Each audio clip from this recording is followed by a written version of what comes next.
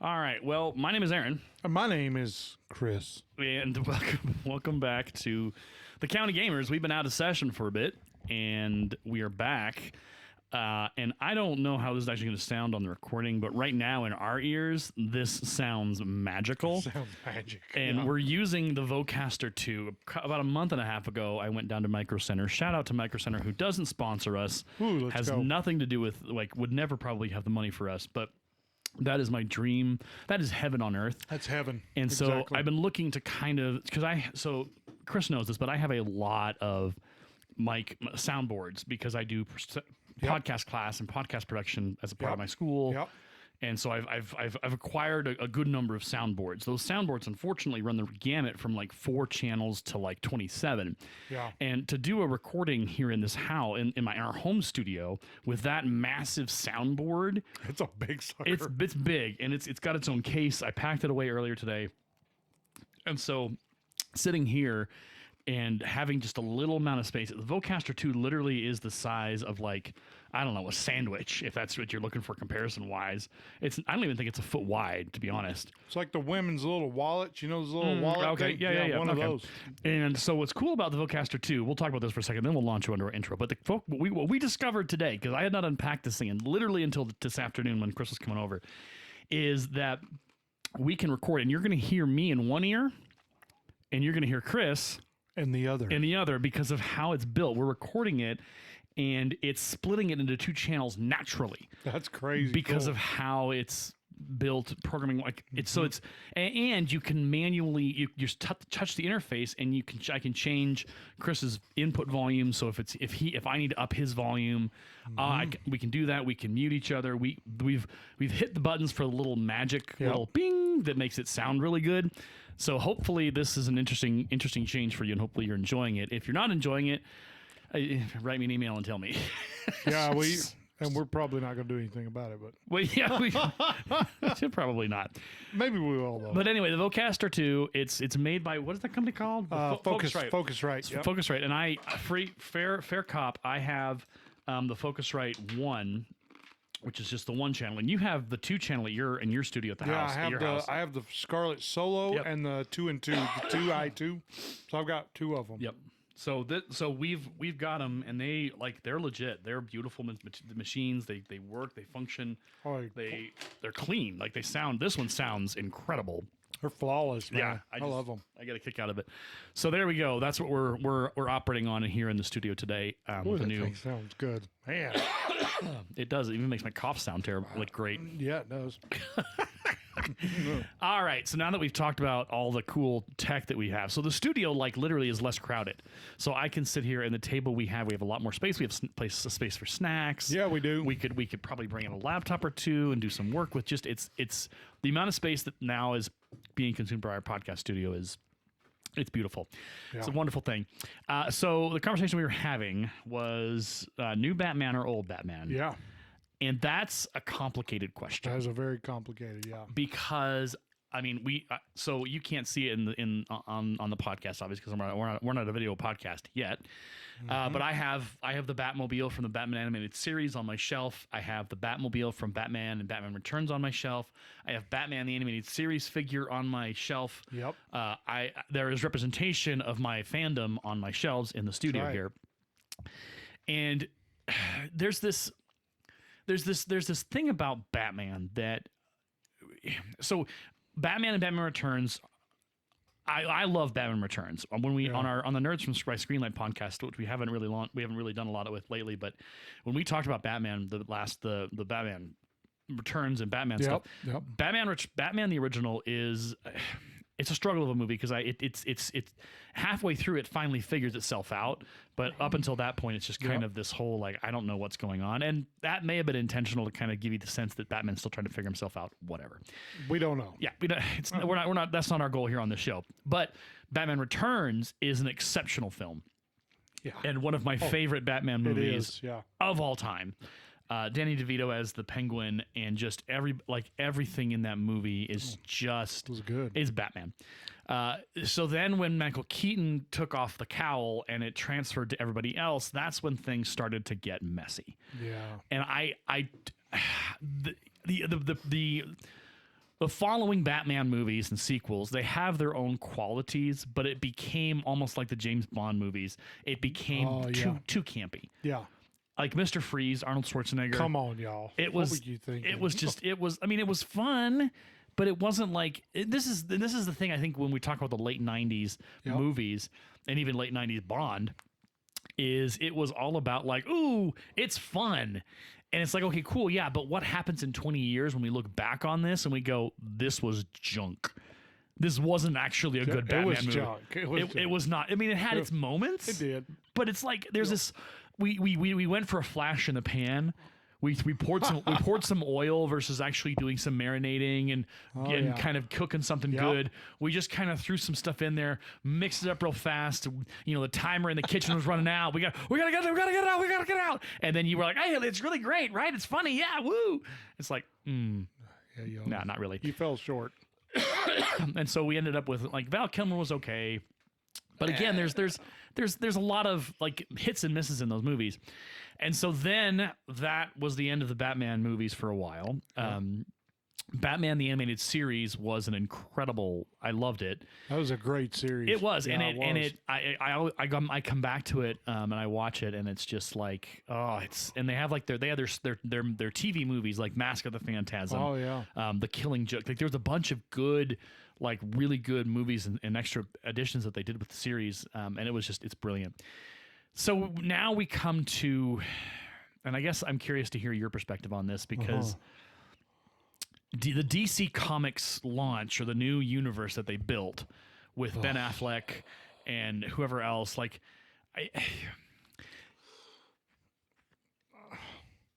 what do you say, you know? Well, I've got some words. I've got some thoughts, but I mean, so I look at like Adam West. The original Batman that played in the television show. Yeah. That one was a little goofy because don't get me wrong. It was Batman, but it was Batman in a way that was like I don't even know how to explain. It was like a comic-y kind of like quirky kind of weird thing, but it was good. Yeah, for the time.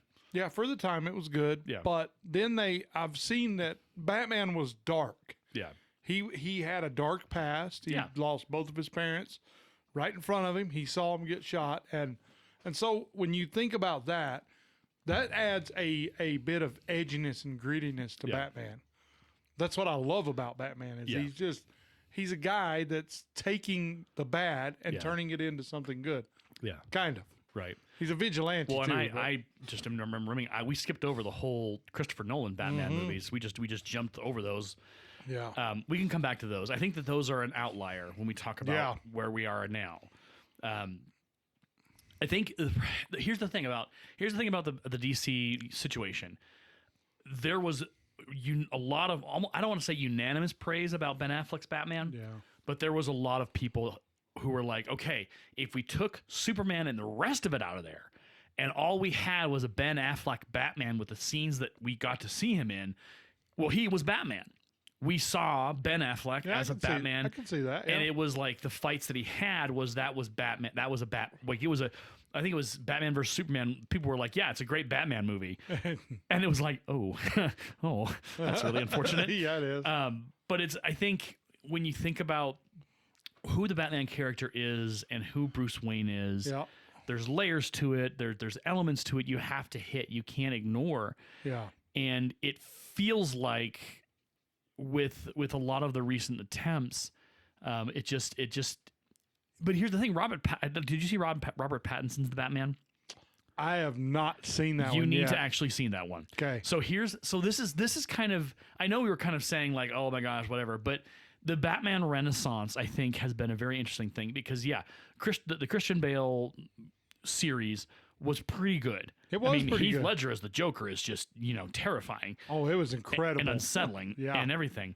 And it was awesome. Christian Bale's, I think what I'm most sad about, and again, the movie's been out for years, so there's no real spoiler alert here. Yeah. But the third movie, they basically kill Batman.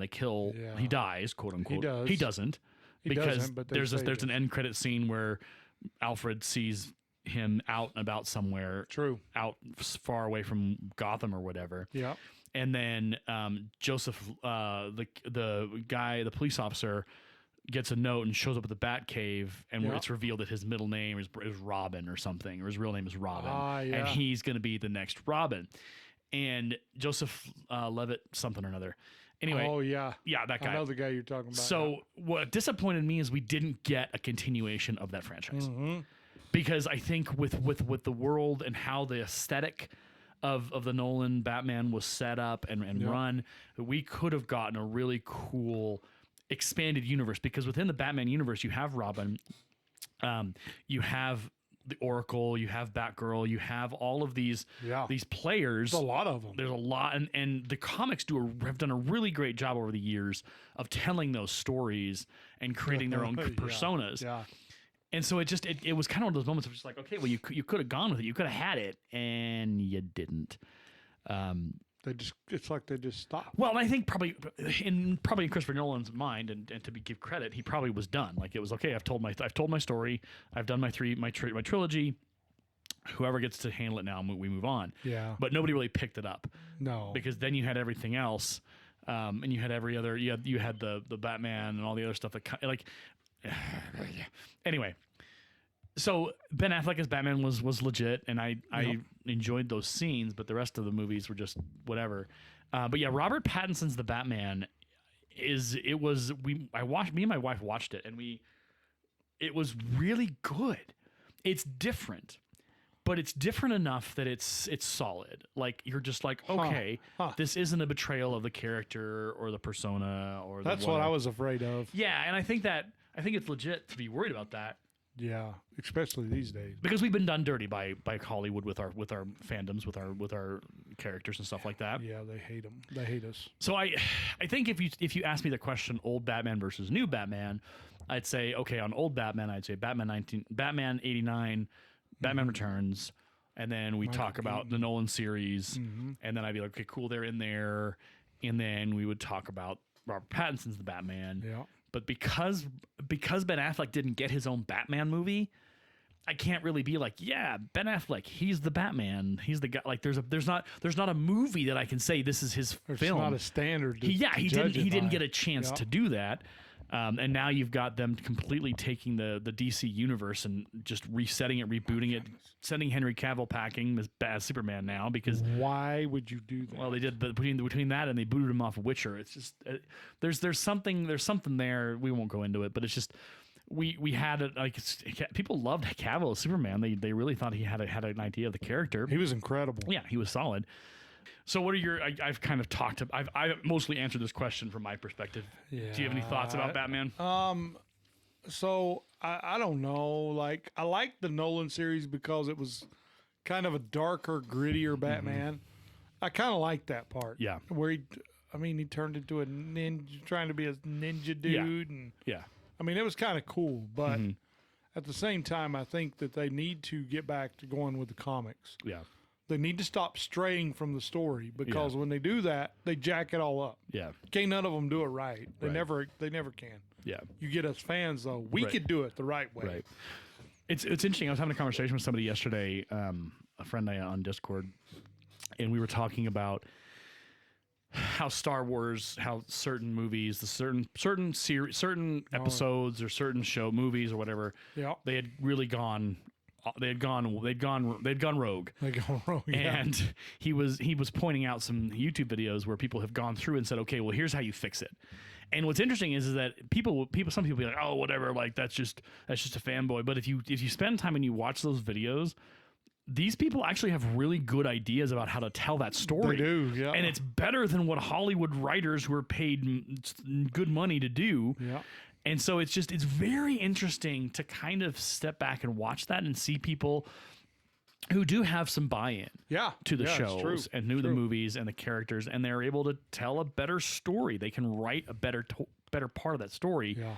And YouTube, again, is full of all those kinds of ideas and options. And I think that's the beauty of today, is you have a lot of different ways that you can. If you don't like what you're seeing, hey, I'll go watch a video about a guy who tells me here's how the story should have gone and here's how I would have done it, and and some of those they actually will build like storyboards where they'll show, okay, this is what it would have looked like, this is how I would have done it, this is how I would have shot it, and like real professional stuff. Darn, yeah, cool. Yeah. Shout out to Alan. He's my guy on Discord. We write on Star Trek Bravo Fleet together. BravoFleet.com. If you're a Star Trek writer and you want to write with Star Trek stuff, and you want to be in a Star Trek club, check it out. BravoFleet.com. He's I like that. He's a cool dude. He's got a lot of ideas about that, and it was really cool going back and forth. I'm like, dang, he's right. I'd forgotten about some of that stuff on YouTube that you can go and basically look at and get that alternate storytelling that you want to do. All right. Well, we've beaten up on Batman enough. We beat Batman up. We will be back because it's Starfield time. Yes, it is. And lots of things, lots to talk about. We'll be back here in just a sec. You're listening to the County Gamers. Be ready. We're going to space. Warp factor, whatever. Buckle in. 50. Warp factor 50. Oh my gosh. We're going to blow up. On a scale of 50, up to 50. All right. We'll be back here in just a sec on the County Gamers.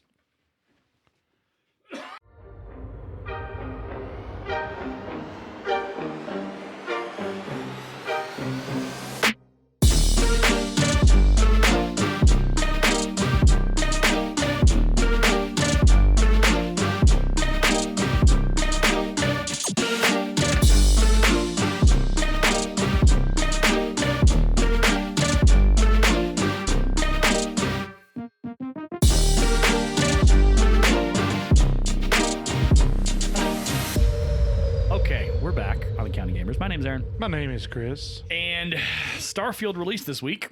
Yes, it did. How much have you played, Chris? 30 to 45 minutes, something like that. Okay. Yeah. I've played about 4 to 5 hours.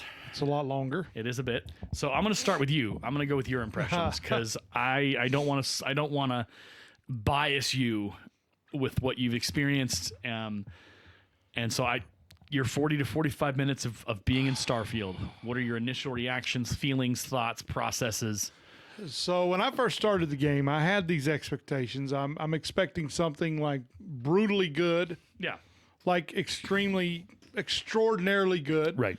But my hopes are not up because it's Bethesda, of course. And we know how they screw Jack. Yeah. They jack Adjust your everything. expectations Bethesda style. That's a good way to say it. Yeah. So then I started the game off, and I'm like, man, these graphics are pretty good. Mm-hmm. And then I start seeing the characters a little bit, and I'm like, well, that should be a little better than that. Yeah.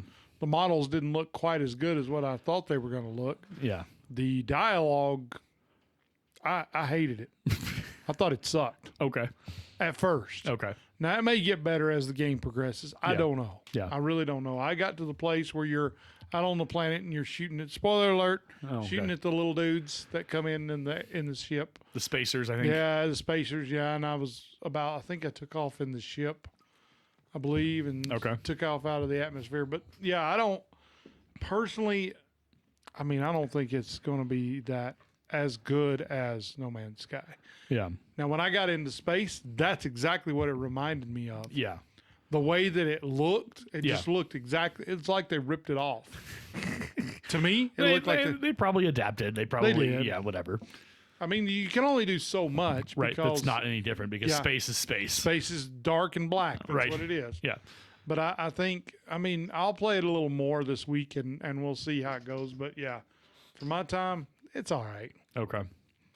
That's my 2 cents on it. Okay, are you ready? Mm-hmm. Here we go. So, you played Skyrim, right? Oh yeah. You played that. Okay. Remember the opening of Skyrim, right? You fade in and you're on a horse-drawn cart with a bunch of other prisoners. Yep. There's a guy across from you. He's got his mouth is bound because he's. Yep. You find out he if they let him talk, all hell's gonna break loose. He's Hannibal Lecter. He's a bad dude. And there's this like desperation, like, oh, you're a wake traveler, and you're looking around and you have no idea where you are. You have no idea what's happened. Yeah, you don't. You're bound. You're captured. You're going somewhere, and they're like, we're going to Helgen. We're going to die. Prepare your whatever. And you're like, oh my gosh, this is scary. And you have some control, but you don't have a lot of control. You can look around. You can look around. Yep. You can move. You can step forward. A dude tries to escape, and he gets arrowed. And you start to hear these sounds like you hear the sound. You're like, what is that sound? And they're like, well, what is that? Oh, I don't know. It's nothing. We continue on. And one of the dudes gets his head chopped off and you watch it happen and you're just like, my goodness. And then all of a sudden, hey, there's a dragon. Dragons haven't been seen here for thousands of years. What's happening? And it's on. It's lit off. The fires are like you're running. You got to make choices. You got to dodge. You got to get a sword. You are in the middle of it. You are moving. It is things are happening. It's popping off. It is like this is it. You are okay. Like you got to go. Let's go. I got so excited I dropped my mic out of my mic stand. But that's the thing is like you're just like boom boom, and then you get out and whoever you choose to go with, Stormcloaks or the Imperials. Yep. So then you escape and you have to murder some guys because to get us to escape, so you get to test out your fighting and stuff like that, and it's great. And then you get to River Run and the music swells and you start your task. You start your mission. You are to search for you're to alert people. The dragons are back. Yep. Things are happening. Yep. There is a motivation to do some stuff. Yeah. You feel like I got to go take care. I got to report this. I got to go. Okay, I got to decide. Am I going to do this? Or am I going to do this? There's two sides to the story, and I got to do whatever. So Skyrim, the opening is for me, and again, I've been playing games for a long time. I'm 41 years old. Yep. Been at this a bit. The opening of Skyrim is probably in the top 5 to top 10 openings. I would stack it. I would stack it up against Halo any day, or not Halo. Sorry, Half-Life. I would stack it up. I was like, whoa! I haven't played Halo a lot. Oh, I would stack it up against the Half-Life opening. Yeah, like just at how it pulls you in, it gives you information, and you're like, oh, I want to know more. I want this is a game I want to play. Let's go. Starfield. You're a miner. Woo! Your opening dialogue is, oh hey, welcome, get ready. That's what I said. We're gonna too. Cool. We were they messaging and you're like, man, this story's they gotta pick this story up. This is what is this? And it's like you're like, okay, well now you put on your things. Now you're gonna go do some mining for a bit. It's like really? Go mine like three little black rocks. Yeah, I gotta go. Go over there, do that. Okay, you're good. Come with me now. We're going to go do this other thing. And this is the big thing. This is the big, we're going to go get this device or this phenomenon. Yep. And it's like, why didn't you start with that? Like if we're going to do like they do on YouTube. All right. So here we go. So spoiler, if you're listening, Starfield spoilers are just going to be happening. So here's how you do it better. All right. So here's how you do it. Gotta clear my throat. So the scene opens, and you're on a ship with your mining crewmates. Yep. And they're like and the ship is shaking, and they're like, we're almost there. We're getting through the atmosphere. Man, I don't know if the ship can hold it. Oh, we gotta boost the shield power. Boost. She's breaking up. Yeah, she's breaking up. She's breaking up. Hold her together. And they land. Yeah. We got it. We landed. That would be cool. We landed. All right, cool. And you know all the effects and the sparks and the lights flickering, and then your mining leader's like, okay, we've got like 20 minutes on site to get what we get and get out of here, because if we stay any longer than 20 minutes, the atmosphere will kill us, or the monsters will come get us, or something's going to come to us. Something's coming after us. We got to move. We got to get going, get your equipment. Okay, here's how you use this. Time's ticking, and there's a timer in the corner that starts. And you're like, oh crap, we got to go. And they're like, what? And you're like asking questions through dialogue. Why are we here again? We're getting the thing, the MacGuffin, whatever you want to call it. We're getting that. We have to get it. We were contracted. We're going to get paid big money. Yeah. And this is going to make or break us, and this is our last chance. All the bills are coming due. This is how we get out of the situation. This is how we break loose. This is how we get out from underneath the foot of our creditors, of our bosses, of the syndicate, whatever you want to call them. It's like, okay, cool, we got to roll. Music's going dun dun dun dun dun. You got, all right, we got to go. Door drops. And you're running with your mates, and you get inside the cave, and oh my gosh, there's some like very weak enemies, but there's some enemies. Oh my gosh, I thought there wasn't any risk. Well, we got to take them out. Get your blasters. Let's do it. Okay, we got them down. Okay, we got 10 minutes now. 10 minutes and counting. We got to get down there. Okay, where is it at? It's down here at the readings you're seeing, and like in Starfield. Yeah. They're like, oh, we're getting readings, weird readings. There's weird readings. Keep going. We got to get this. We got to get time. Okay, get out your mining equipment, whatever. Okay, it's break loose. Okay.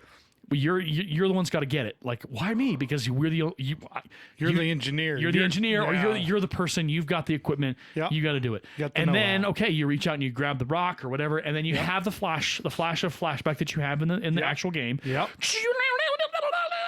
And then maybe you pass out, like you do in the game. Yep. And what you then then you have like intermittent visions of people picking you up and like screaming at you like, he's down, is he breathing? I don't know, get him, we got like 5 minutes before the thing happens. Okay, did you get the rock? Yeah, it's in the bag, we got it sealed, let's go. And you're like kind of just seeing fading in and out, and you're watching their you see their terrified faces staring at your possible lifeless body, and they're hauling you out, and they get you on the ship, and you hear these sounds of go, hit the engines, we gotta wait till the warms up, we don't have that kind of time, give me 30 seconds, we got 1 minute left before we gotta hold, and you hear like, oh, it's coming, man, come on, dude, we got it, boom, okay, engines firing,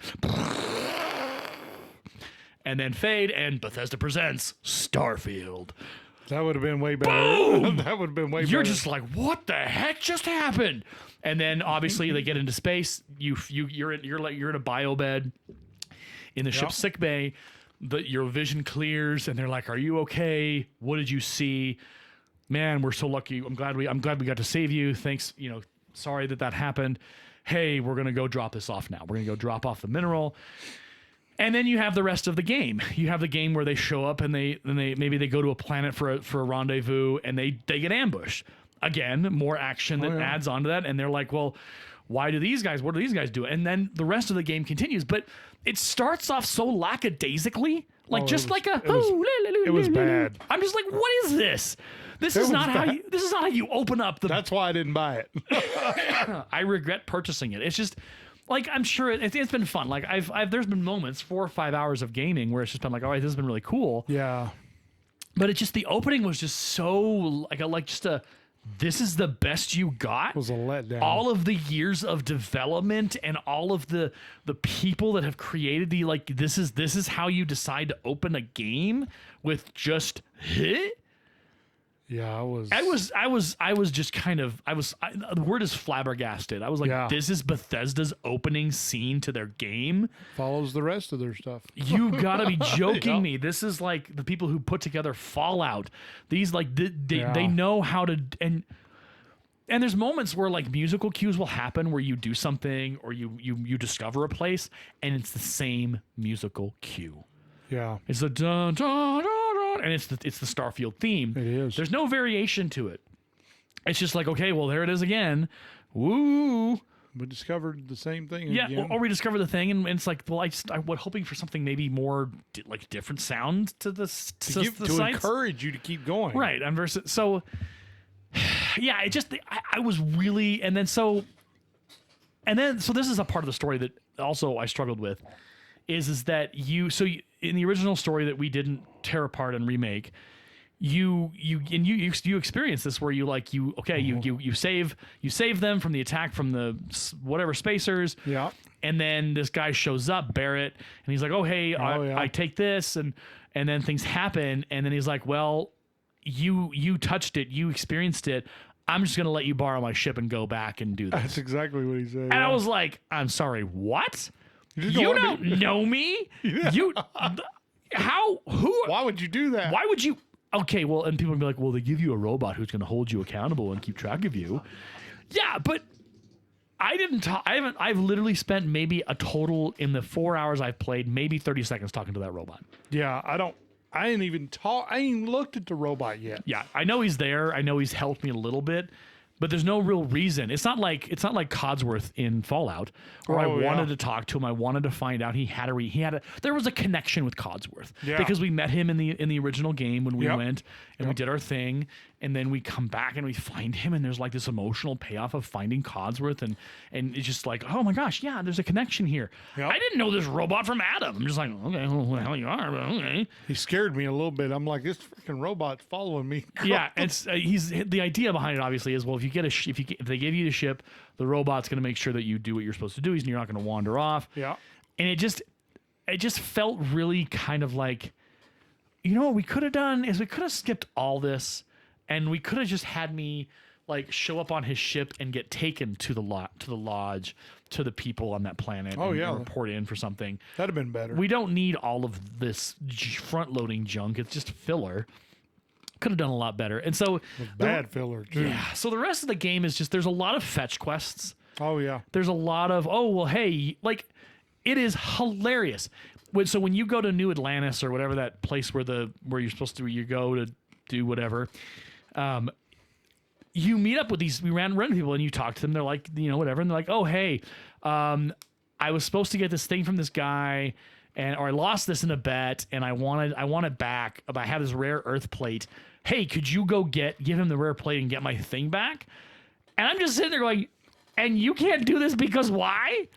It's literally you get on the tram and you just go to where he is and you why am I doing this for you? Yeah. Are you're able, you're not unable to go, you're able to walk, but like I get it. It's a part of like okay, well you have to learn how to do stuff and you need things to do, side quests to do. Yep. But it doesn't feel like, okay, this is like someone in a far off village in Skyrim, wants you to go like find his long lost love on the other side of the map and give them a message. Okay, yeah, I understand that. You don't want to have to travel. I get it. I'm a traveler, I'm a wanderer. I'll go do it for you. You'll pay me some money. Great. That I get. Yeah. But the opening couple of like fetch quests are just like, really? Well, we're doing this? This is what we're doing? Okay. And there's a lot of fast traveling. And this is the crux of the issue with Starfield is that we both have played No Man's Sky and adore No Man's Sky. Oh, it's a great game. The problem for Starfield is that No Man's Sky exists. That's the problem. Because the mechanics of No Man's Sky, what a good game, exist and function beyond what you can do in Starfield. Like flawlessly too. And really well. Now, obviously the game came out many years ago and it was terrible and they've improved on that. They've owned their mistakes and they fixed it. Yep. But with Starfield, when you take off, it's a QuickTime event.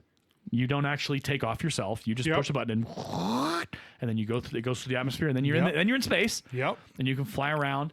But you also have to there's a lot of like shortcutting. Like if you go to your system map and you're like, okay, well my next mission marker is at that planet. Yep. You can jump to that planet, but if you've already traveled there, you could also just basically fast travel and skip all of that. It's like Borderlands kind of. It's been a long time since I've been Borderlands. So it's got like that fast travel. Yeah. It's got that kind of thing. But in this game, it makes the game feel small. Yeah.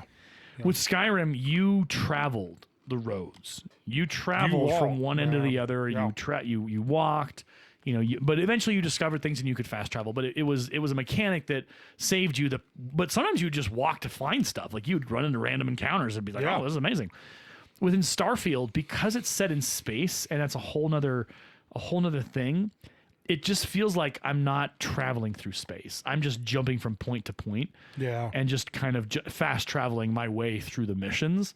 Yep. And I'm there's like people are like, oh yeah, you should you can go explore planets. And I'm like, yeah, but there's nothing drawing me there. I have to go look for it, versus the mission markers are driving me towards completing stuff. And I've done some side quests, and one of the side quests is really cool. You get to be a police officer or like a ranger, and you go and you save a family on a farm, and there's an investigation. It starts, and it starts a multiple mission piece, which is really. But it's like there's that, but then there's the other stuff where it's just like, this is not. What are we doing here? Yeah. So it's one of those things where I think we were adequately skeptical about what we were going to get with Starfield. Yep. And it's a fun little game. I mean, I've just started to figure out how to improve my ship and build my ship. Done some of that. Yeah. So here, okay, this is a minor complaint. This is really, really, really basic. So just forgive me. But when you have your spacesuit on, right? Yep. And then when you go planet side, it doesn't automatically shift you into your planet side clothing. You have to go into your inventory, and then manually take off your space helmet and your spacesuit, so then you're walking around in your planet side clothing. Awesome. And it's like, goodness gracious, I don't get that. No. And it's frustrating because I was like, I was walking through the town. I was like, I'm just dressed up in my spacesuit. That's weird. Okay, I'll go in my inventory. And don't even get me started on the inventory system. Oh, no. Yeah, don't get me started either. It's pretty, because it's not good. It's garbage. And it's like, man, this cough is not going to go away. So like, yeah, like having to like, so yeah, you have a on your ship, you have like a captain storage near the bridge, but you can only put so much stuff in there. It's limited. Oh, awesome. So I had to go back to the lodge and dump most of my stuff because I was I was encumbered. And if you're encumbered, you burn oxygen faster, so you lose O2. Oh my goodness. So so most of my stuff's sitting at the lodge. I dumped most of it. But in my head, I'm just like, come on, give me the storage space on my ship at least. And I know that there's like ship storage and versus captain storage, but it's like, just don't limit the captain storage. Give me my storage next to my bridge, next to my cockpit. Just give me all of it. I don't care. I need that. It's a Bethesda game. I'm gonna collect stuff. Yeah. I'm gonna go buy stuff. Let me store my stuff so I don't have to go to the lodge, go into my storage container, open it up. Like, it's stupid. This is what we were afraid of. Stuff like this. It's just stuff that's like taken on its own. It's like, okay, well, that's, whatever. But when you start to add up the pieces and the parts of this, you just become like, this is what you spent all of those years on. This is what you delayed the game for. Yeah, this is what you did with all that Skyrim money. This is what you did. What? Yeah. And I think the worst. So there's two pieces to this puzzle. One, No Man's Sky exists, but number two, Baldur's Gate 3 exists. Yeah, those two together. And Diablo 4 exists. Yeah, I even like Diablo 3. It's even really good. Well, they did the remaster, the refinished version or whatever. Yeah. So it's like, here's the thing is that and I'm sure there are a lot of Bethesda fanboys out there who are just like, they're loving it. It's like, it's the greatest game ever. And it is an interesting game. It is. I think if it had come out 5 years ago, there'd be a lot more buzz. I'd be more excited. But the problem is it's 2023. Yeah. And this is the game we got, and these are the mechanics we got, and you throw it up against anything recent, and you're like, it doesn't measure up at all with any of it. Well, like Spaceborne 2 was built by one guy. Yeah. And he did an amazing job by himself. Yep. It's like, y'all got how many people working on this game? Mm-hmm. And he did a better job than y'all did. That's sad. Well, so in my 3 to 4 hour playthrough, it was about 2 hours in, and I started to see bugs with like clipping and like character models. Like someone was sitting in a chair, and their butt was clipping through the chair. Awesome. And I'm like, that's not. Why is that happening? Why this game should be fixed? Why is that happening? And there's even so in the last, so today I played about, I don't know, half an hour more or an hour or so, and I was in my cockpit. Yep. And one of the characters, one of my passengers was like walking around on flying and fighting. And so his character model is almost clipping in front of me as I'm trying to fly around and fight. And I'm just like, what is going? And so I would defeat them, and then I would like, okay, I got to go to the next waypoint to defeat the next one. So the game would load, and then it would drop me in there, and he would still be clipping through me. Oh my god! And I'm just like, what? Like, that's sad. I can't like. Thank goodness I can try and like duck and dodge through your clipping with my vision and see where I'm going to shoot. Jeez, but man. Like this is a AAA Bethesda game. I mean.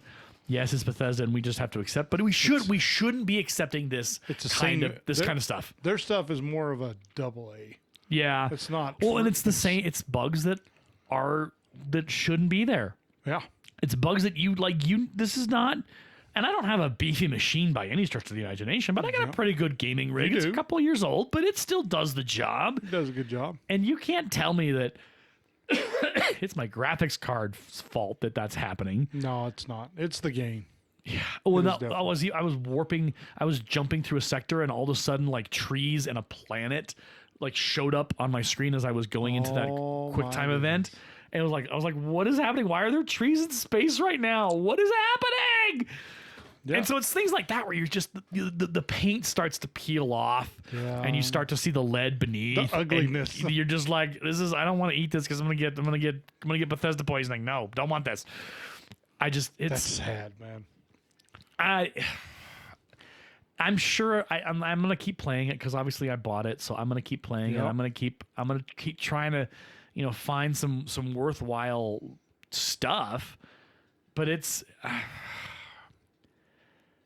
not as good as it should be. It's the thing about Bethesda. It's like we're conditioned to accept it.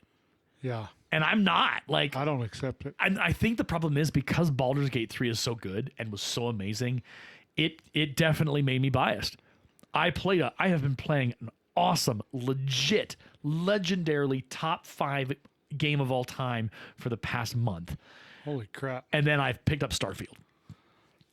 Kind of a letdown, huh?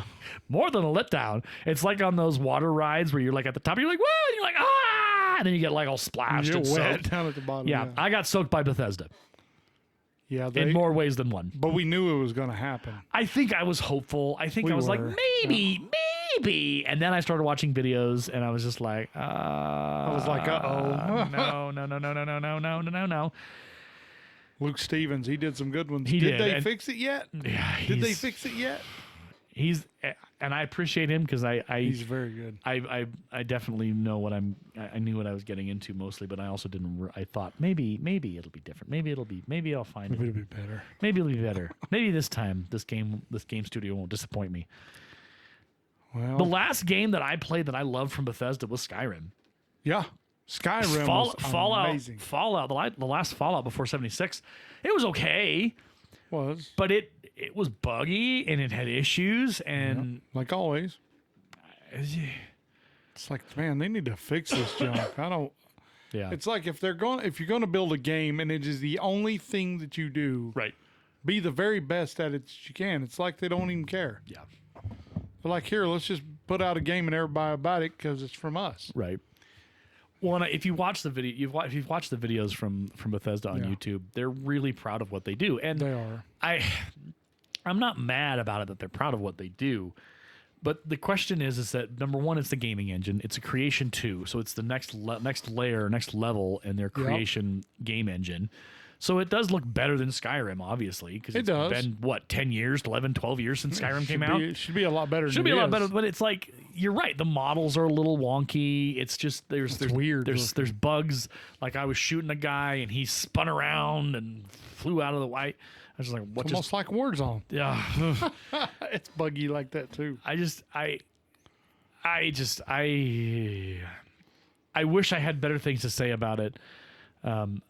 It's cool. It's fun to I don't even know if fun's the word, because like I'm playing it and I'm seeing these issues and I'm just like, why no, that doesn't work. Fun in theory. It's fun in theory, and then you just like, because I paid for it, I'm going to try and finish the game. I'm gonna do my full diligence and go and explore and whatever, but there's that piece of it. It's this like disappointment of here's the thing. Here's now the next worry.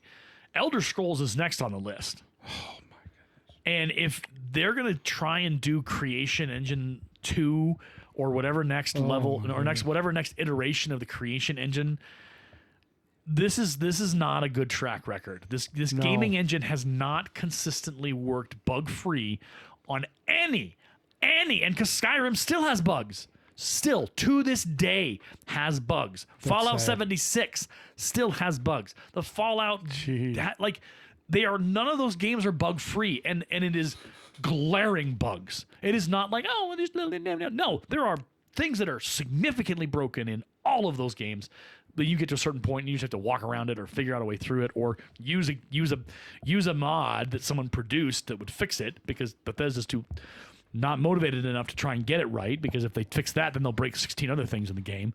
There you go. I'm a little cranky. That's what Bethesda does. But it's like, you can't point to a Bethesda game that was bug free. I can't. They've all been that way. And some they still are. And that's, I think, what has become just, it's a feature that there's bugs. That's not acceptable. It's a feature.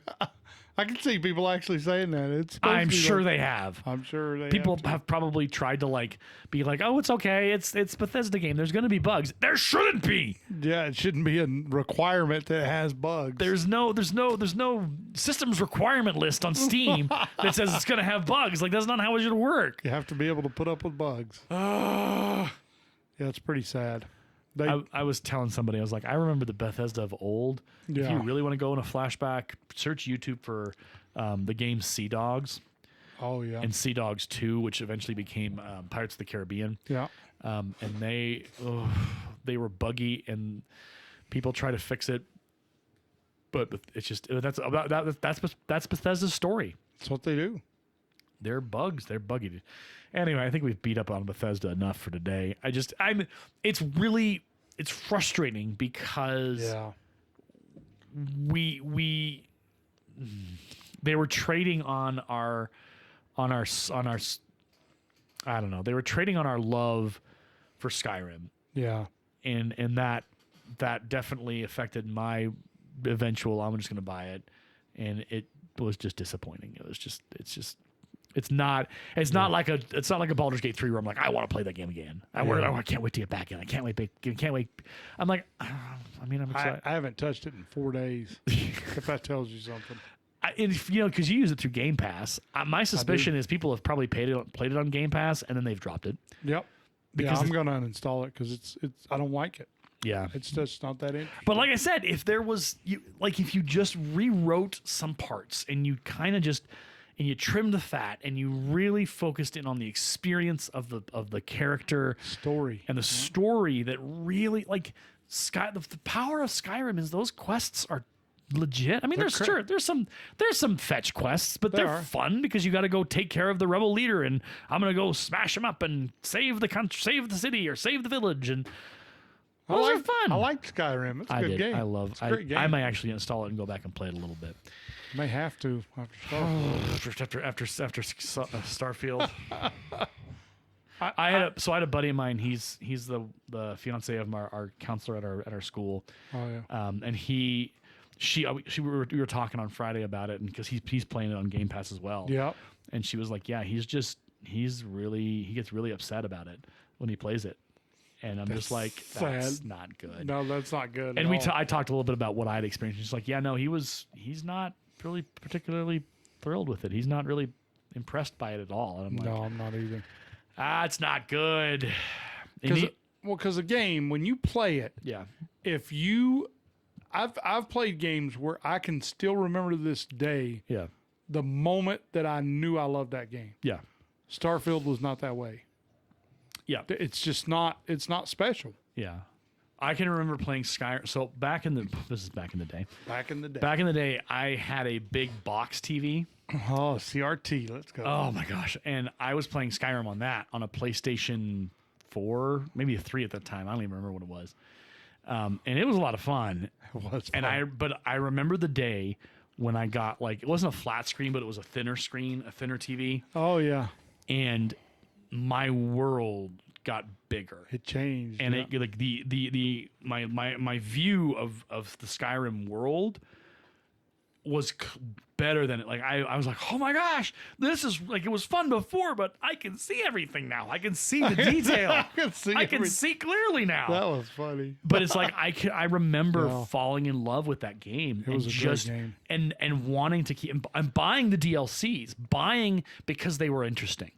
Oh my gosh, this is cool. This is going to take me to another island. I want to go explore that island. I want more of this story. And it was good story. Yeah, they were good stories. And so the same thing with, Dragon Age Inquisition. First experience with Dragon Age. I don't know what turned me on to it, but I was like, oh, okay, this is a cool game. I got to go play that game. Oh, it's so much fun. And there was a moment where I was like, I get to take my whole party and I get to go and just freewheel. I get to do whatever I want. I'm in charge of my life. I'm in charge of my. I like that. I was like, this is like you said. You fall in love with a game. Yep. And you're like, I want to keep playing this. I will go back every so often and play a little bit of Dragon Age. I went back and I played Dragon Age 1 and then Dragon Age Origins. They're okay. They're good. They're a solid RPG system. Yeah. They're not on the. They're not my jam, but I did play through them and I loved them. I really got a kick out of them. Yep. BioWare really did a great job with that game series. And I'm hopeful for the next level, the next layer of Dragon Age will be good. Like that they'll continue on. Oh, on a completely different subject. Yeah. Was a news break today about Mass Effect, the next Mass Effect, and they said they're not going to do it open world. They're going back to the original kind of Mass Effect 1 and 2, where you were kind of on a linear journey and whatever, and like that was what they're going to do. How does that make you feel? Mass Effect 3 was such a great game until the end. Yeah. The choices that they gave you were dumb.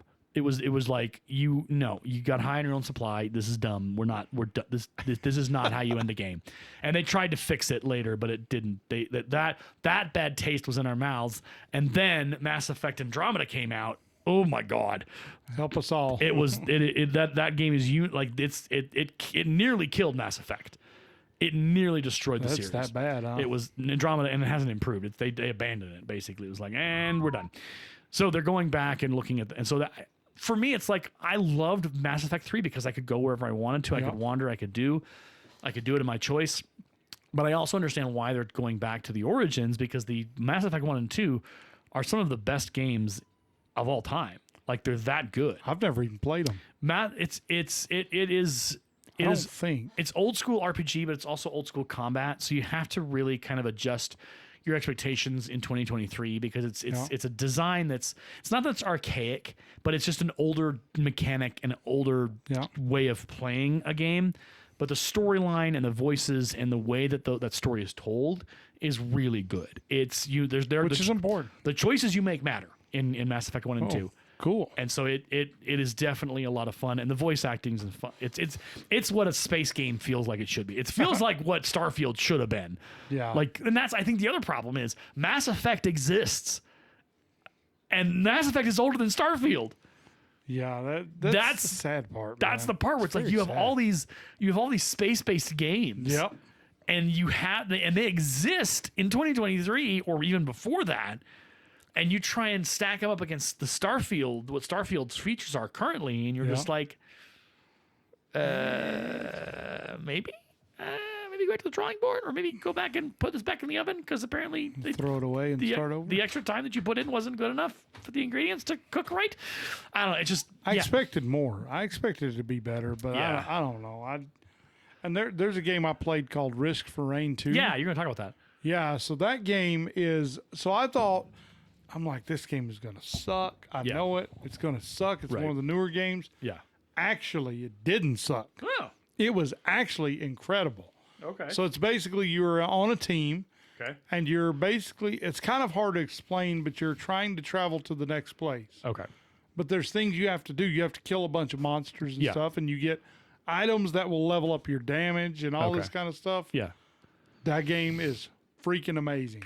Okay. Amazing game. Risk of Rain. Risk of Rain 2. That is a great Risk of Rain 2. Great game. Okay. I'll have to put it on my list. Yeah, and I play with a buddy of mine, and then we were supposed to play Friday, but we didn't. They moved it to Saturday, and I got home and dozed off on the floor and never played. So there you go. That's what weekends are for. They're for napping. Yes, they are. I nap a lot. Yep. It's part of being an adult. You're allowed to do that. Yeah, I'm 44. Yeah, it's a requirement. I almost took a nap yesterday. I was going to take one today, but I got my second wind. Your A&W root beer is powering me there up. We go. There we it's go. My second wind through the non-sponsored by A&W root beer here on the County Gamers. Yeah, that's I don't know. I may play that Dragon's Age Inquisition. You get the Game of the Year edition. Oh yeah, because they put all the DLCs together. Oh, it's fun to just take step by step. Oh, and just kind of to explore. It's not even a slow burn, but it's fun because there's every one of your companions and even the extended companions in your group. Yep. You're able to kind of tease out their stories. Oh, I see. Similar to kind of in Baldur's Gate, where you want to complete all of their backstories. Because that will get you, that's where completion comes from, and they're really interesting. The Baldur's Gate, again, if you've not played Baldur's Gate, or you're looking for something to save for Christmas or whatever, Baldur's Gate is definitely it. It's just fun because there's each of those characters have been so well thought through Yep. that every decision you want to help them. You want them to finish their story. Which is good. Yeah. And again, it's like in Starfield, I don't want to, like, it's like, oh, well, I should go save that farmer, but why am I doing it? Like, I don't even want to play it again. Yeah. I don't. And that's my struggle. It's like, I paid for it. So there's a good portion of me that's like, I just need to suffer and find something good about this game right now. And it's not that it's a bad game. It's not like it's horrible. Like, it's not even playable. It's playable, but it's just like, it's 2023. It's bleh. It's meh. Meh. It's that it's that melancholy. It's that, there's parts of it that are, but there's a part of it's just like, I just want to know. I want to know. Like, they need to spend more time on these stories. Yeah. Because when they do the things that they're doing now, Yeah. and Hollywood's the same way. Yeah. Exactly the same way. Right. You go to watch a movie and you're like, Right. What is this crap? Right. Who wrote this? Well, what's interesting is that so the Barbie movie and Oppenheimer, they basically almost kind of rescued the movie theaters.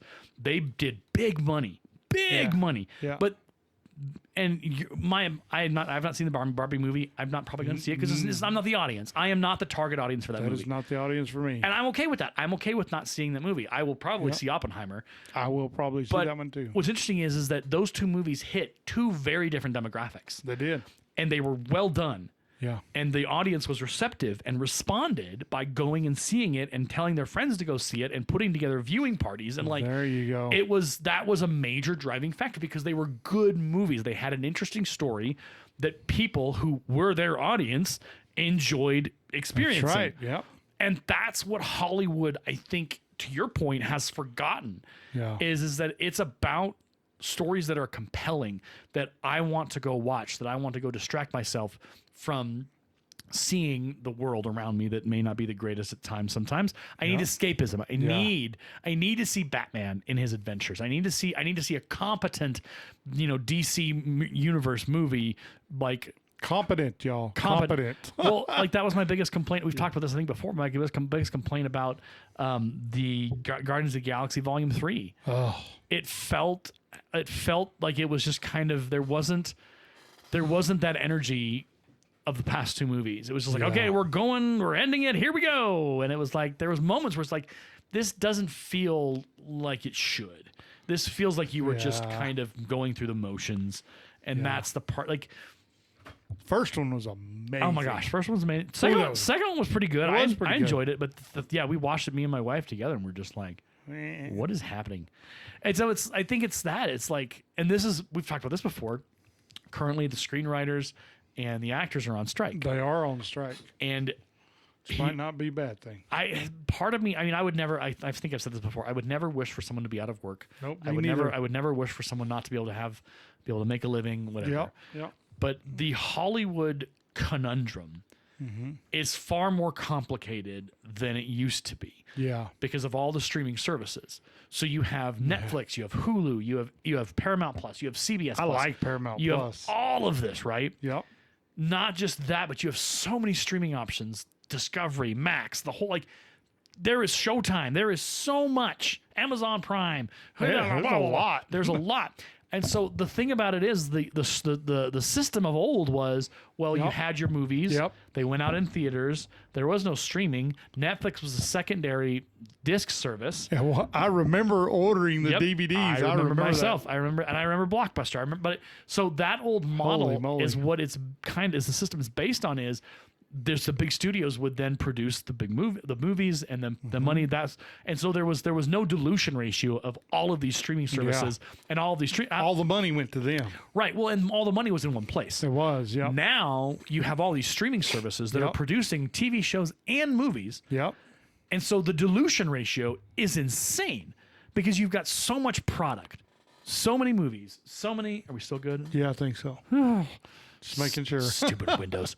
If you're wondering, we had earlier. I edited it out, but my computer's been acting weird with this Vocaster 2 a little bit, like saying you may have to go get the drivers for it. Your settings have changed. That probably is it. Yeah. Anyway, so that model is no longer, because there's so much product and there's so much less, and I don't know if this is the correct word to say, but less focused money. The money is so spread out and so all over the place. Yep. That writers aren't going to get paid as much. No. Or the residuals for streaming, because there's so much streaming happening. Yep. True. There is money in, like, if you've ever watched Arrested Development, my favorite line is, "There's always money in the banana stand." What that meant is that there was money in the banana stand, and then Michael burned it down. Whatever. Yeah. Spoiler alert. It's been out for a long time. Yeah. But there is money in the Hollywood system. There's money there. But the problem is there's also a lot of money that is used to produce these programs. Yeah. And then you've got these TV shows on Netflix and even the CW that go for a season that are canceled.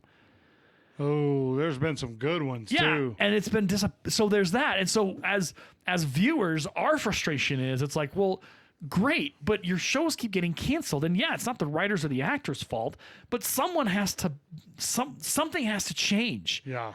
Because there's so much content out there. There is no way that you can consume all of it. No. In any reasonable amount of time. You can't. There's no way. Me and James, the other host for Nerds by Screenlight, he's the same way, and he has a mathematical equation. Yeah. So when you see the buzz for a show, right? Yeah. And it's building, people are like, "Oh yeah, it's the greatest show since whatever." And you're like, "Okay, cool, yeah, great." And then the show premieres, runs an episode or two, and then the talk just dies. No one's talking about it. That's a good point. The hype machine is so focused on getting your eyes on that first premiere episode, and they're hoping that you'll stick around. But the reality of it is that the show's not that good. Yeah. But the hype machine motivates people to go out there and watch it, and consume. But then people are like, well, this is a crap show. I'm not going to watch this. I'm going to go watch something else. I'm going to go back to Friends or Office or whatever, where I know I'm going to. Good. But but people will stream that and watch that over and over because it was quality. Yep. But those shows were also produced in a time where Netflix wasn't a major player. They weren't. Yeah. And where Hulu and all, like, they were just starting. And so there's this, I think the crux of the actors and the writers situation is there's got to be actual foundational change within the Hollywood system for this to work. I would agree. The foundational change, that's a good way to say that. Because it's not, you're putting out movies that people are watching maybe, but you're losing money. Yeah. Like the people and movies that shouldn't have been made, and nobody's gonna watch it. And why would you put that? Why would you make that movie? Yeah, how many years did that take? Who asked for this? No one asked for this. There's a Willy Wonka the word I'm looking for. There's a Willy Wonka origin story movie being made. Oh my goodness! Why? And I watched the preview, and I was like, who asked for this? And it doesn't look very good. Of course it doesn't. And it's like, this is why we didn't need this. But here's the thing.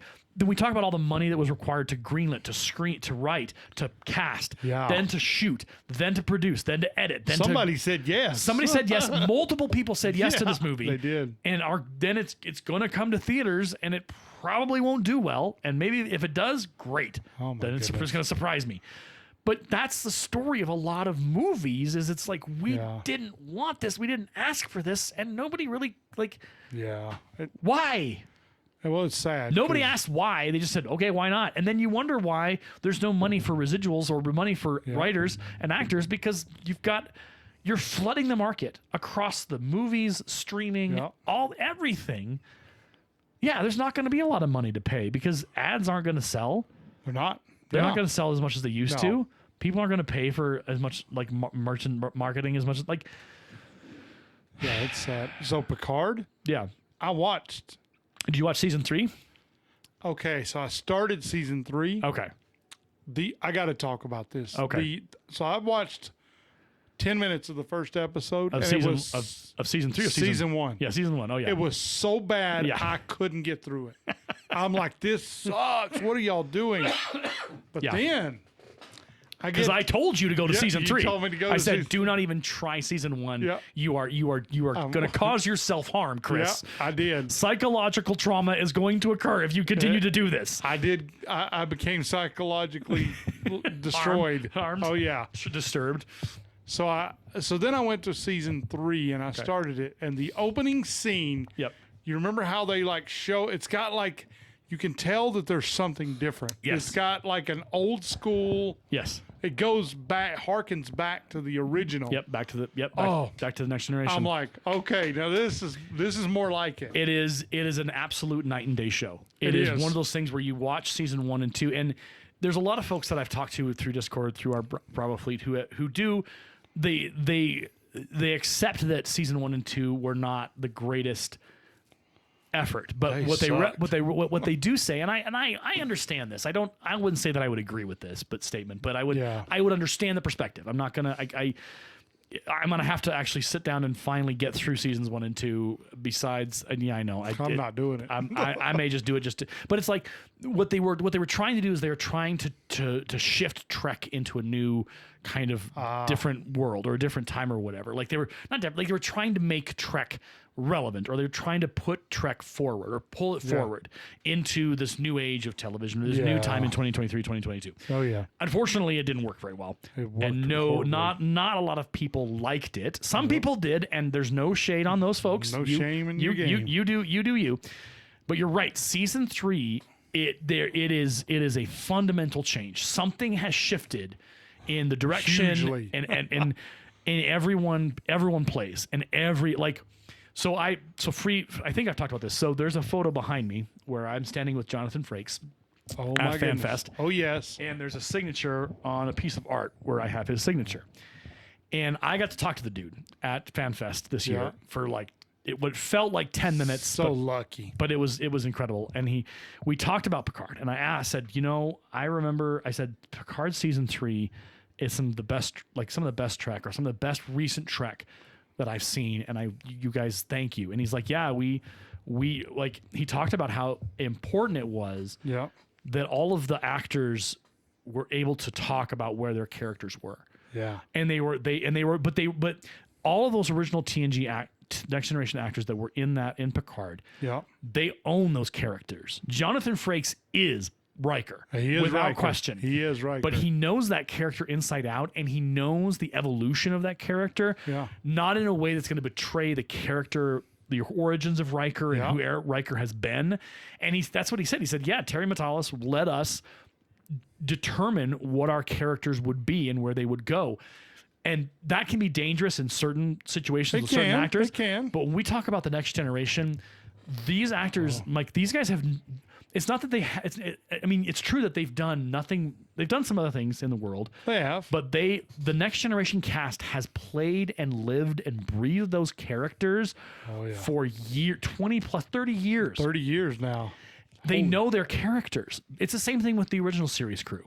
If we've only got a few of them left, but you sit down with them and you were to talk with them about their characters, they know them because they've played them for so long. Leonard Nimoy was Spock. He knew Spock. He understood Spock. He did. And so you have these actors who understand the gravity and the weight of which they carry. True. Yeah. They carry these characters, and the care that they have, both for the characters and for what the fans are eventually going to see. And it's not fan service. It's more like, hey, this is what this character's natural progression would be, and I can explain it by what I know about the character because I've acted the character and I've done I know this. I know what Riker would do. I know what Troy would do. I know what Crusher would do because I am that. I've lived and breathed that.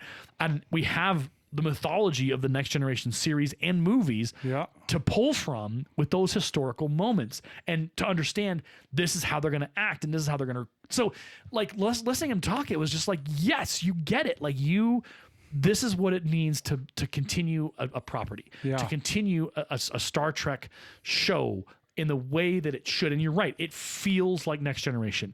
You can't, I'm sure we could probably quantify it if we did some scientific studying. We probably could. But there's just that sense of this is Next Generation.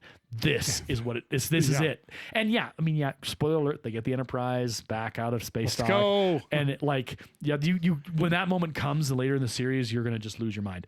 Oh my goodness. I can't wait. It is an absolute it's an absolute love letter to Next Generation. Not to fans, but to that Next Generation. I don't know what you want to call it. Universe, the story. Yes, there you go. Thank you. It is because it is a universe. The Next Generation is incredible. It's a and I told Stewart, let's go. I told Jonathan Frakes this. and I said, I have a lot of, I love Star Wars. I mean, I like Star Wars. I like Doctor Who. I like a lot of other science fiction, fantasy genres or fantasy fandoms. I said, but here's the thing. I always come back to Star Trek. Trek's amazing. Star Trek it was my first show that I watched as a kid. Next Generation. I watched one of the first ones I watched. Yesterday's Enterprise is an episode I remember watching as a kid and just losing my mind because, oh my gosh, an Enterprise we've never seen before is here, and they're telling a story, and Tasha Yar is back, and all this. Like, that is a distinct memory in my brain of watching Yesterday's Enterprise as a kid. Yep. But the ideas of Star Trek and the hopes and the dreams of what the future could hold, that's what Star Trek is. And whether or not we live up to those ideals eventually, or we miss it by an inch, whatever. But Star Trek speaks of a better future. It does. And it speaks of better humanity and a better world and a better universe and opportunities and hopes and dreams. And that's the beauty of Star Trek. That's why I keep coming back to it, because it's hopeful. There's hope in Star Trek. There's hope. Yeah, I agree with that. As bad as things get, there's still hope that we can do right. We can do the right thing. We can find the right thing. We can whatever. So that's why I like Superman so much. Yeah, there's a hope in Superman, and even in Batman, there's hope because you can fight back against the darkness. You can bring light to the day, and the night only lasts so long before the day comes, and Bruce Wayne's back up in his mansion, and that's doing his billionaire stuff. Yeah. A little jealous of Bruce Wayne sometimes. But I think that's the point is those are the stories we watch. We want that hope. We want to see the future and see the good win and to see, that's going to be tough. Some people we're going to have to fight hard, but we want the good guys to win, and the good guys should win, because we live in a world where sometimes the bad guys win, and we don't like that. Oh, I don't like it at all. And it's nice to watch something and experience something for just an hour and a half that speaks to that desire for the goodness in the world to be seen and to be victorious. And that's the power of a good story, is that by the end of the movie, you've got the audience cheering it on and happy to walk out of that theater going, there's a future. That's the future I want to see someday. That's the power of good stories. That's the power of Star Trek. That's the power of any good property that tells an effective story with its characters. And it's not really that difficult. No. It's not. It's not. They need to stop overcomplicating it. So, like, I read this comic book. The first time in my life I ever finished a comic book. Okay. So I've read a couple pages, 3-4 pages of a lot of them. Yeah. But this one I said, you know what? I'm going to make a point. I bought it at the flea market for $8. Okay. It's hardback. Oh, okay. Yeah, the one you bought when I was there. Yeah, the Superman one. Yeah. I finished that one the other day. Okay. And so I'm sitting there reading this. I could not put that one down. Really? Oh my goodness. There is something about the way that Superman, his origin story, comes from a different planet. Yeah. Lands in this really small town in Kansas. Yeah. Becomes a farm boy. He's got these superpowers. Yeah. But he lives a modest, humble life. Yeah. And his mom and dad teach him all of the things that he's going to need later. Yeah. Because you have to be a servant. Yeah. In his instance, he's a servant. Yeah. He's serving the earth. That's what he's doing. He's a public servant. He's a public servant, yeah. And it's just, that story was crazy good. So now I'm going to go get some more comic books. Okay. I personally believe that comic books are some of the best literature in the world. Yeah. After what I read, I'm like, dude, this is way better than anything else. As a language arts teacher, I'll partially agree with you because I'm always I'm an advocate for reading of actual novels and everything like that. So, but graphic novels and because graphic novels are the bigger collection of they are. But like comics, there's stories there. There's compelling stories. One of the greatest comics that to this day I love to go back and read is The Death of Superman. That series. Oh, I can't go watch that. I can't go read that. It is incredible. It's at least 30 or 40 years old now. And it's where Doomsday comes down from space. Oh, we don't like him. And starts basically just annihilating anybody in his path. He's a meanie. And him and Superman go toe to toe finally in Metropolis. Yeah. And he stops Doomsday, but dies in the process. Yeah. And but the way that it's done is that it's a slow burn. You see the first line of defense of superheroes try and stop him. You see the police, you see the fire, and there's no hope. And Superman is trying his, and so it's just it gets to that point where that scene of Lois Lane holding him with tears in her eyes, with a flag torn and his uniform torn. Oh my goodness! And it's this just moment of like, and people, it was a people didn't know it was coming. It was like boom, here it is, and it was really cool because it does tell an epic story. Yeah. Because Superman was a public servant, and now that he's gone, what happens? And so, because Superman couldn't stay dead for long, they brought him back. But the way they brought him back is also really cool. So there's this Return of Superman is also another multiple volumes, and it's just, I love reading it because it's so cool to see the characterization and the characters and the emotion and the story and the arc and the themes at play, because it is literature. It is not highbrow. It is not going to be like complex. Yep. Because I can't make that statement, but I can say it's really good stuff, and it is absolutely amazing. And I have a whole stack on my shelves at school of comics: Batman, Superman, the whole 9 yards. Looks like we're going to go spend some time at the school. Absolutely, I will bring some home. We can actually do some. We could do an episode where we look through some of that stuff. Oh yes, let's go. That'll be kind of fun for you because you will appreciate it because it's a lot of the classic stuff. There's a lot of Batman, and a lot of the Batman stuff is really interesting because of the darkness of it. Yep. And it's not like dark, like sadistic, but it's very haunting of how Batman's enemies and the rogue gallery is portrayed. Which Bob Kane wanted it that way. Yeah, it was, and it, man, I love the brooding, dark piece of Batman because there's such, again, he's that light in the darkness. Batman he has his own afflictions, but he wants to save, he wants to serve, he wants to be the difference maker in the night and be the shining beacon. And cool. So, that's cool. But that's the power of story, right? It is, that's why we watch Batman. That's why we read him. That's why all those movies from Nolan to the new one to the old, people keep coming back to it. I will go and watch Batman Returns. I will find something new in that movie that I didn't know before, but I am drawn back to it because that story, I know he wins, but I know that it's a dark story full of torment and bad people and awful things, but he still fights against it and tries to come out on top. And it's like, that's, again, I circle back to it, and I've said it so many times in this episode, but that's powerful storytelling. See, and that is, so in my life, in the last probably year, I've lost so many friends. Yeah. My cat, she's been gone for like 3 weeks. I haven't seen her at all. Yeah.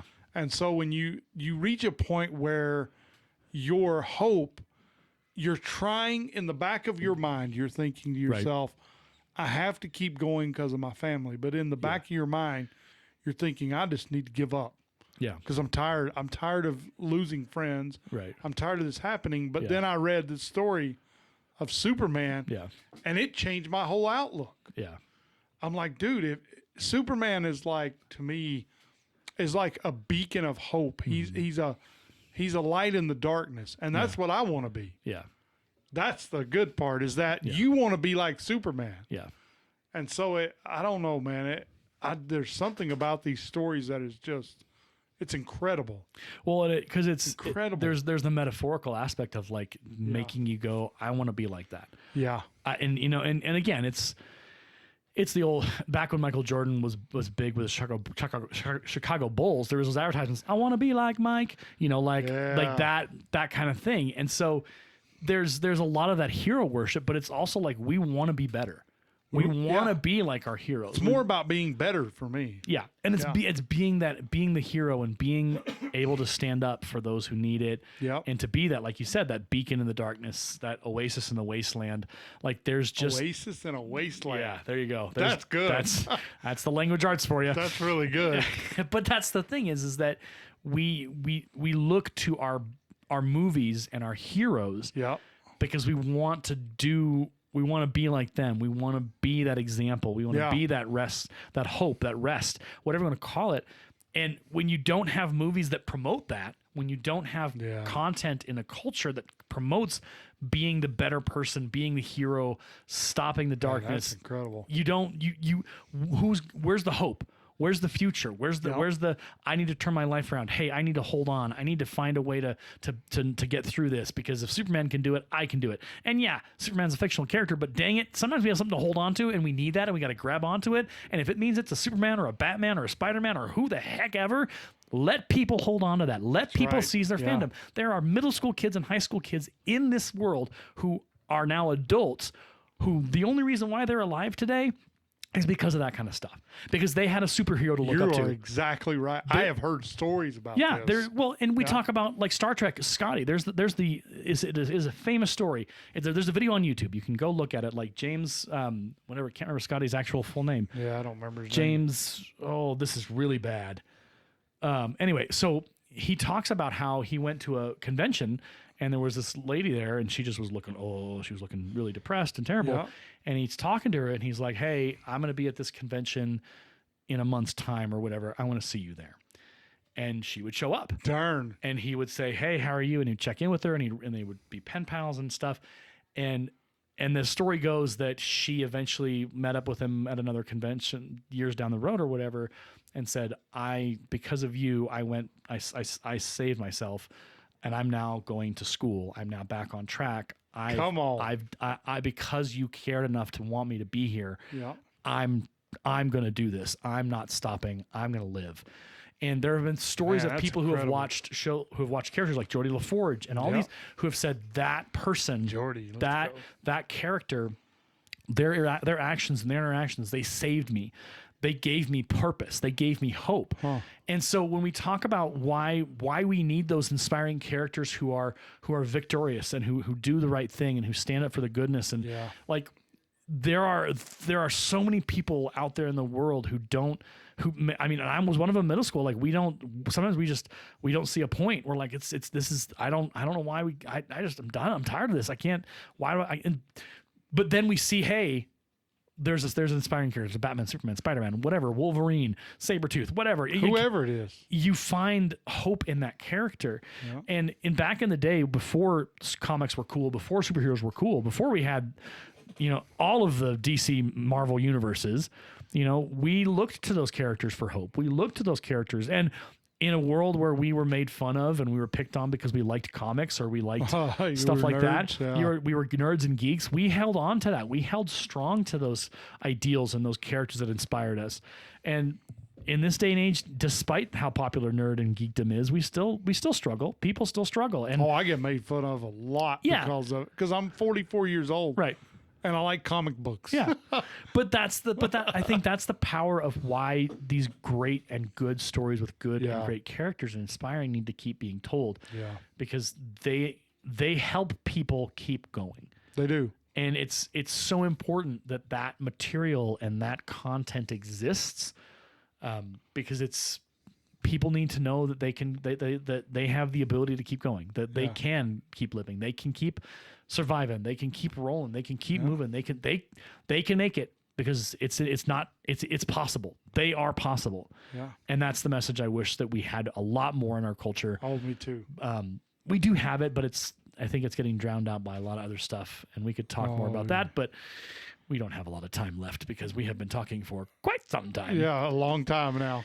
So anyway, there we go. In the roundabout way, we've answered some kind of question we asked. We don't remember what the question was. We don't remember. But hopefully this has been an informative podcast for you. Oh, yes. We'll be back in a week or two, I'm sure, with more to talk about. Oh, yeah. We might talk about Picard. If you want to get through a couple episodes between now and then, we can sit down and talk about that. I'd like to do that. Okay. I'm looking forward to it. So look forward to some Picard reviews, Picard talk. But if you're out there and you're wondering, what do I look forward to? Look to geekdom, look to nerd, look to the science fiction world. Yeah. Look to Star Trek Next Generation, Voyager, DS9, even Enterprise, as struggle bus as that was sometimes as a show. Original series, like all of those shows have incredible storylines and incredible characters and incredible actors portraying, the struggles and they may be set in the future, but those struggles definitely play in our lives now and are definitely connected to what we deal with and we deal with today. So get yourself some Star Trek. I think that's the message from today. Get yourself some Star Trek. Some Superman. Superman, Batman, Love whatever. Superman. Get yourself some of that old school classic comics, Yeah. and find some inspiration in the heroes of yesterday for your heroic adventure today. My name is Aaron, And my name is Chris. and this has been the County Gamers. We'll see you on the next episode. Have a good rest of your day. Oh, yes. Okay. There we go. 25 minutes. Let's go. I enjoyed the crap out of that. That was fun. You've been listening to the County Gamers Podcast, presented by Create at Morgan Productions, located in Fort Morgan, Colorado, USA. For more information on our production house, other podcasts that are hosted here, and further details, please visit www.createatmorgan.org. You can find us on Twitter at the handle CreateAtMorgan. Create at Morgan is a school club at Lincoln High School, our alternative education campus here in Morgan County. Our sponsor is Aaron DeLay, the language arts teacher at Lincoln. Send any feedback to adelayedteacher@gmail.com. Thank you for listening to our podcast.